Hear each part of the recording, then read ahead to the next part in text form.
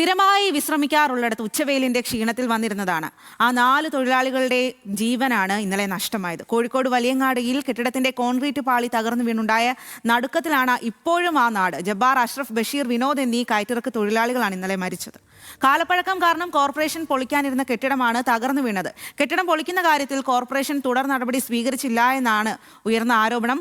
കോഴിക്കോട്ടെ ഈ ദുരന്തത്തിന് കാരണം കോർപ്പറേഷന്റെ അനാസ്ഥയാണ് എന്നാണ് പല ഭാഗത്തു നിന്നും ഉയരുന്നത്. അതിൽ കോർപ്പറേഷൻ തന്നെ ഇന്ന് നടപടികളും സ്വീകരിച്ചിട്ടുണ്ട്. അപ്പോൾ നമുക്ക് ഈ കാര്യത്തിൽ കോഴിക്കോടുള്ള ജനങ്ങളോട് ചോദിക്കാം, ഈ കോർപ്പറേഷന്റെ ഭാഗത്തു നിന്നും ഉണ്ടായ വീഴ്ചയാണോ ഈ ഒരു വലിയ വൻ ദുരന്തത്തിന് കാരണമായത് എന്നുള്ളത്? ജനങ്ങൾക്ക് എന്താണ് ഇക്കാര്യത്തിൽ പറയാനുള്ളത് എന്ന് നോക്കാം. ആകാശ് കുറച്ച് ആളുകളോട് ചോദിച്ചിട്ടുണ്ട്. എന്താണ് അവർ പറയുന്നത് എന്ന് കേൾക്കാം. കോഴിക്കോട് കോർപ്പറേഷന്റെ ഉടമസ്ഥതയിലുള്ള പഴയ പാസ്പോർട്ട് ഓഫീസ് കെട്ടിടം തകർന്നാണ് കഴിഞ്ഞ ദിവസം 4 പേർ മരിച്ചത്. ഇതിൽ കോർപ്പറേഷന്റെ ഭാഗത്ത് നിന്ന് എന്തെങ്കിലും പിഴവ് സംഭവിച്ചിട്ടുണ്ടോ? നമുക്ക് പൊതുജന അഭിപ്രായം തേടാം. കോർപ്പറേഷന്റെ ബിൽഡിംഗ് ആണ്, അപ്പോൾ അതിന്റെ ഉത്തരവാദി കോർപ്പറേഷൻ തന്നെയാണ്.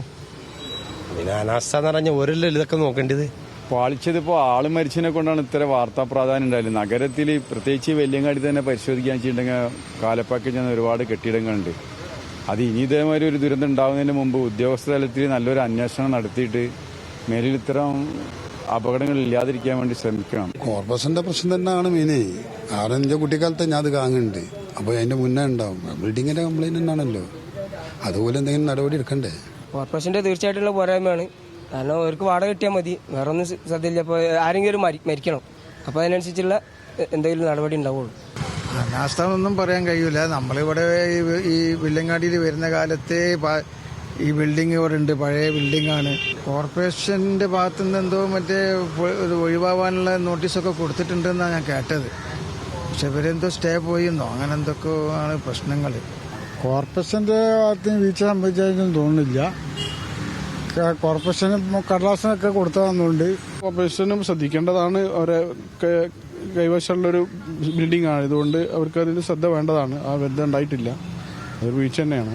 കോഴിക്കോട് കോർപ്പറേഷന്റെ ഭാഗത്തു നിന്നും വലിയ വീഴ്ച സംഭവിച്ചിട്ടുണ്ടെന്നാണ് ഭൂരിഭാഗം പേരും പറയുന്നത്.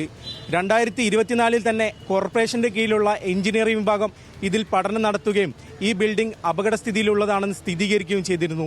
എന്നിട്ട് പോലും ഒരു നടപടിയെടുക്കാത്തതാണ് ഇത്തരത്തിലുള്ള അപകടങ്ങൾക്ക് വഴിവെച്ചത്. കോഴിക്കോട് നിന്നും ആകാശ് തടത്തിൽ, ന്യൂസ് മലയാളം.